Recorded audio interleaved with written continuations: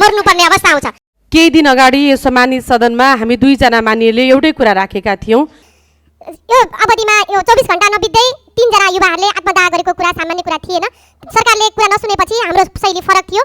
सरकारले जबसम्म कान सुन्दैन हामी त्यो शैली अपनाउँछौं। 2 जना मानिसले मात्र होइन 100 जना मानिसले एउटै कुरा राख्न सक्छौं। यसैलाई आधार बनाएर सामाजिक सञ्जालमा जुन ट्रोल बनाइएको थियो त्यो ट्रोल सहन नसकेर म एकदमै विक्षिप्त भएको थिएँ र यो अवधिभरि मैले आफैले 2 पटक आत्महत्या गर्ने कोसिस पनि गरेँ। सामाजिक सञ्जाल कस्तो हुँदैछ कस्तो बनाउँदैछौँ भन्ने कुरा हामीले आफैलाई हेरेर मूल्याङ्कन गरौँ। अर्को कुरा म भन्न चाहन्छु सत्ययुगकी सीतादेखि कलियुगको सीतालेसम्म यो समाजमा कति पटक अग्नि परीक्षा दिनुपर्छ म तयार छु समाज महोदय।